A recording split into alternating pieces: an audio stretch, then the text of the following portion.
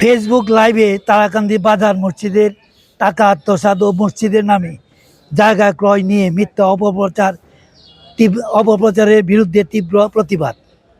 সম্প্রতি social media platform ফেসবুকের জনৈক ব্যক্তি লাইভে এসে তারাকান্দি বাজারের ইজারা মসজিদের আয় ব্যয় জায়গা ক্রয় প্রক্রিয়া নিয়ে সম্পূর্ণ অসত্য, ভিত্তিহীন এবং বানোয়াট তথ্য পরিবেশন করেছেন। লাইভে মসজিদের আর্থিক ও জায়গা ক্রয়ের দুর্নীতি যে অভিযোগ তোলা হয়েছে তা কেবল কাল্পনিকই নয়, বরং একটি নির্দিষ্ট মহলে হীন স্বার্থ চরিতার্থ করার অপচেষ্টা মাত্র। আমরা এই মিথ্যাচারের তীব্র নিন্দা ও প্রতিবাদ জানাচ্ছি। প্রকৃত ঘটনার প্রেক্ষিতে আমাদের বক্তব্য: নিয়মতান্ত্রিক প্রক্রিয়া। তারাকান্দি বাজারে ইজারা প্রক্রিয়াটি সরকারি সকল নীতিমালা অনুসরণ করে অত্যন্ত স্বচ্ছতার সাথে সম্পন্ন হয়েছে। জনগণের উপস্থিতিতে এবং প্রকাশ্য উন্মুক্ত যাচাইয়ের মাধ্যমে সর্বোচ্চ দরদাতাকে ইজারা প্রদান করা হয়েছে। তথ্য বিকৃতি। ফেসবুক লাইভে মসজিদের আয় ব্যয়ের যে হিসাব বা দুর্নীতির কথা বলা হয়েছে তার সাথে বাস্তব নথিপত্রের কোনো মিল নেই। তাছাড়া মসজিদের ব্যয় বাজারের টাকা কমিটিতে উত্থাপনের পর যাচাই বাছাইয়ের পরে সর্বসম্মতিক্রমে পাস হলে সভাপতি ও কেশিয়ারের যৌথ স্বাক্ষরে ব্যাংক থেকে উত্তোলন করা হয়। লাইভে কোনো প্রমাণ ছাড়াই মন গড়া বক্তব্য দিয়ে সাধারণ মানুষকে বিভ্রান্ত করার চেষ্টা করা হয়েছে। ব্যক্তিগত আক্রোশ।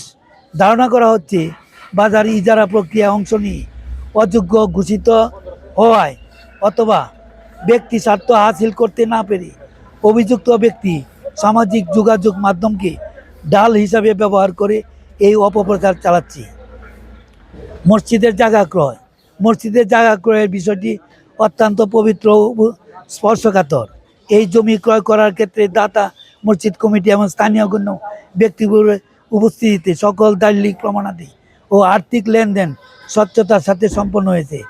মসজিদের মতে একটি ধর্মীয় প্রতিষ্ঠানের নাম ব্যবহার করে দুর্নীতির অভিযোগ তোলা অত্যন্ত ন্যাক্কারজনক এবং ধর্মীয় অনুভূতিতে আঘাত হানার শামিল।